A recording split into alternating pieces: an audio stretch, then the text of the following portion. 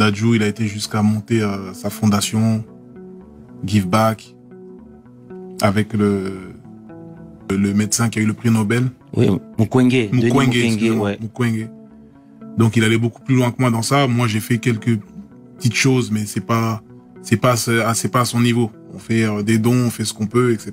Mais Dadju il est allé très loin et je soutiens d'ailleurs sa fondation qui est c'est vraiment fort ce qu'il a fait. C'est vraiment très fort. Mais il faudrait faire beaucoup plus.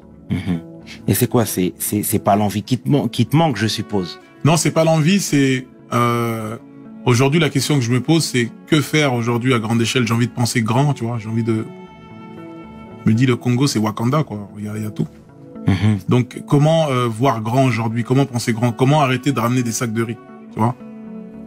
Comment arrêter d'être fier de ramener juste un sac de riz ou d'ouvrir juste un puits par-ci, par-là, alors qu'il y a 100 millions d'habitants, que le pays il fait 5 pour la France, tu vois, et qu'il y a du diamant à plus savoir quoi en faire, il y a du coltan, il y a une nouvelle pierre qui a été trouvée, une pierre électrique, ça va encore faire des guerres, il y a le cobalt, justement, il y a du gaz. Donc comment faire aujourd'hui pour que le Congo soit autonome? Et justement, tu vois, Cheikh Anta Diop parlait justement des matières premières du Zaïre en disant que c'était vraiment une terre très riche, et à juste titre, hein, clairement, mais est-ce que toi, avec les relations que tu as...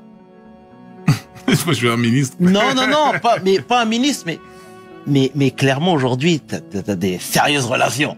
Tu vois ce que je veux dire? T'es quelqu'un de modeste, donc je le dis à ta place. Mais est-ce qu'il n'y a pas des choses que tu pourrais mettre en place ou des choses qui pourraient potentiellement t'intéresser? Tu vois ce que je veux dire? Parce que tu n'es pas juste un artiste. Tu vois, t'es un entrepreneur aujourd'hui. Moi, en tout cas, c'est comme ça que je te vois. Écoute, bien sûr, je me tourne vers ça, en tout cas aujourd'hui. Okay. J'ai plus du tout les mêmes attentes dans la musique ou dans ces choses-là. Je ferai, je pense, tout le temps de la musique parce que c'est en moi, c'est ma passion. Mais c'est plus comme à l'époque de Subliminal ou de Section où il fallait absolument prouver, tout casser, montrer qu'on était ci ou qu'on était ça. Aujourd'hui, je survole un peu tout ça et j'ai plus envie de profiter aujourd'hui au peuple, à l'Afrique en particulier. Je vais me concentrer sur le continent africain à 1 million de %. 1 million de %, je vais mettre toute ma force aujourd'hui sur l'Afrique. Tu vois? Et c'est ce qui me fait vibrer aujourd'hui. Autant, voire plus que la musique. Tu vois? C'est ce qui me fait vibrer. Moi, je suis un fan d'histoire. Donc, je suis un fan d'histoire, d'étymologie, de toutes ces choses-là. Aujourd'hui, je suis persuadé, l'Afrique a inspiré tout le monde. De Picasso aux grandes marques de luxe. Ils ont tout pris à l'Afrique. Tout, absolument tout. Ils ont brûlé les bibliothèques. Donc, on n'a plus d'écrits. J'ai appris qu'il n'y a pas longtemps qu'il y avait plus grand que le mur de Berlin. C'est le mur que les Béninois, ils ont fait il y a des années. Donc, on a déjà fini le jeu, en vérité. Mais on a effacé notre historique, on a tout brûlé. Donc aujourd'hui, moi, mon combat, c'est que je ne comprends pas, je n'accepte pas qu'aujourd'hui, un pays comme le Congo, comme le Mali, soit dans un tel niveau de précarité quant à la nourriture. Comment on peut ne pas manger aujourd'hui en 2023 avec le gaspillage? Tu vois? Chirac, il a dit un jour, si l'humanité mangeait comme les Français, il faudrait 6 planètes Terre. Vous vous rendez compte le calcul? Donc aujourd'hui, je pense que c'est ce que je dois faire. Je dois me concentrer sur l'Afrique noire. Je sais pas encore comment exactement, par quel biais, comment rentrer, par la culture, par ci ou par ça. Mais il faut qu'aujourd'hui, les Congolais, les Africains se lèvent. Il faut que tout l'argent vient d'Afrique. Tout l'oseille de l'Europe vient d'Afrique. Depuis l'aube des temps, depuis Hernan Cortés. Il faudrait juste qu'on puisse profiter un petit peu de notre argent. C'est tout. Et j'aimerais faire partie des personnages aujourd'hui, comme Sankara, comme toutes ces légendes, comme Lumumba. J'aimerais poser quelque chose, quoi. J'ai pas envie qu'on dise c'est le gars qui a fait sa paix comme jamais. Enfin, non. Je veux construire quelque chose de solide, tu vois. Sadaka Jariya. Je veux quelque chose qui va perdurer. Mon regard, c'est le regard du peuple aujourd'hui. Ouais. Tu vois, ce que je sais, je l'apprends du peuple. C'est eux qui vivent ces scènes-là, c'est eux qui vivent ces atrocités. Moi, je suis pas sur place, tu vois. Je ne fais que répéter des choses qui se passent dans le Kivu, qui sont réelles. Et pourquoi tout ça? Pour des matières premières. Qui arme ces gens-là? Etc., etc., etc. Tu vois, c'est quelque chose qui nous ramène à un niveau céleste où tu n'as plus d'oxygène. Tu vois? Mais ça sert à rien de rentrer dans les détails là dans l'émission. Sinon, on va aller vraiment très très loin. On va parler de certains chefs d'État, etc. Mais la colère est justifiée. La colère est justifiée. Il y a un génocide, un massacre au Congo depuis trop longtemps.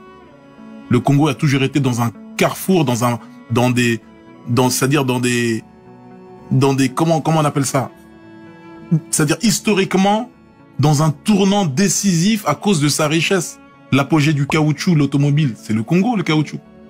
L'apogée du cuivre, hein, la Seconde Guerre mondiale, c'est le Congo, encore une fois. Le diamant, la colonisation belge, Léopold Ier, qui n'a jamais mis les pieds au Congo, qui a choisi le Congo comme ça, comme s'il jouait aux Sims. Encore le Congo.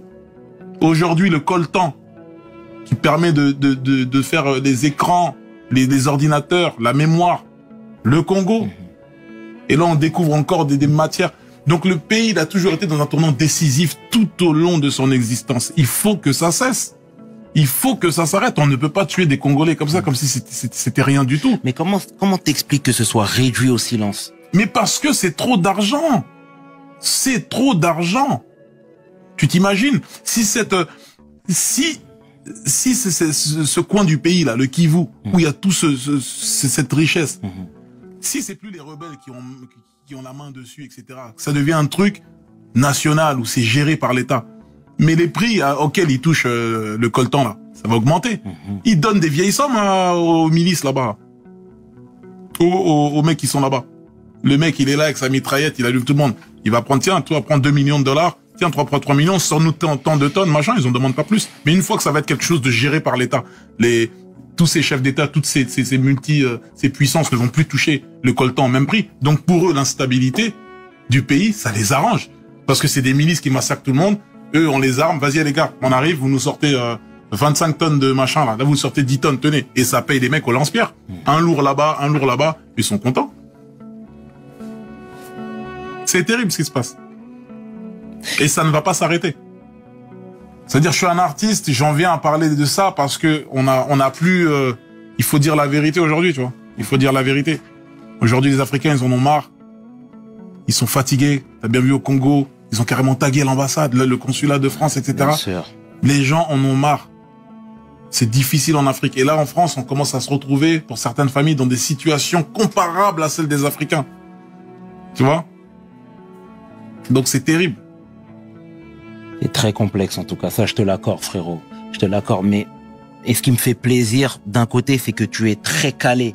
Oh. Ah, non mais qu'on se le dise, tu vois, je ne suis pas en train de te lancer des éloges comme ça sans raison, mais que tu es très calé sur les faits et que tu es très même sensible, tu vois, et c'est une facette qu'on ne connaissait pas frérot. Ouais, c'est vrai. Tu vois ce que je veux dire? On la connaissait pas, cette facette. Donc rien que pour ça, je te dis merci. Mais toi, et le fait même que tu veuilles faire davantage, c'est tout à ton honneur. Mais est-ce que c'est des choses, c'est des sujets, pardon, sur lesquels tu discutes avec les chefs d'État, par exemple? Bien sûr. Bien sûr, je discute de ça. J'étais avec Madame Ouattara il y a pas longtemps, hein, chez elle, à Assini.